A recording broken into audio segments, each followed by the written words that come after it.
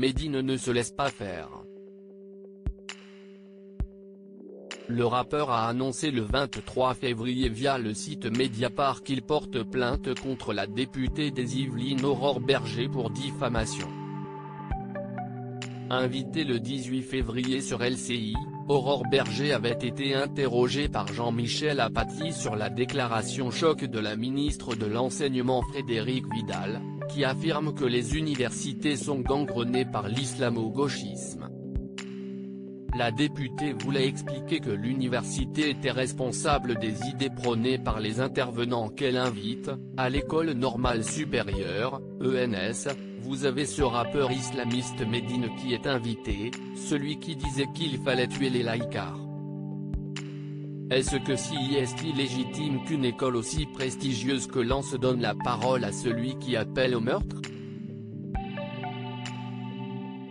Le député LREM fait ici référence à Dans Lec, une chanson de Medine sortie en 2015 dans laquelle il dit « Je porte la barbe, je suis de mauvais poil, porte le voile, t'es dans de beaux draps, barre oblique, crucifions les laïcards comme à Golgotha ».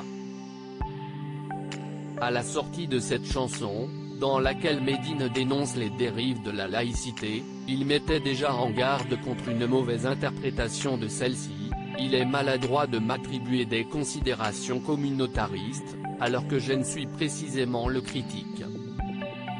Il convient de dépasser le caractère provoquant de la chanson, pour en comprendre le fond du propos qui cherche surtout à rassembler, avait déclaré le rappeur sur LCI. Medine attend une condamnation d'Aurore Bergé après les propos de la députée. La réponse de Medine ne s'est pas fait attendre, avec cette plainte déposée. Elle me colle une idéologie qui n'est, bien sûr, pas la mienne. Si est-il la fois de trop. J'attends une condamnation et des excuses publiques, affirme le rappeur sur Mediapart. Je vais demander la totale, dommages et intérêts. Si estime mon honneur qui est mis en jeu. En 2018, Medine s'était déjà retrouvé au centre d'une polémique lancée par l'extrême droite, qui voulait l'empêcher de se produire au Bataclan parce que ses textes manqueraient de respect aux victimes des attentats du 13 novembre 2015. Les concerts avaient finalement été déplacés au Zénith de Paris.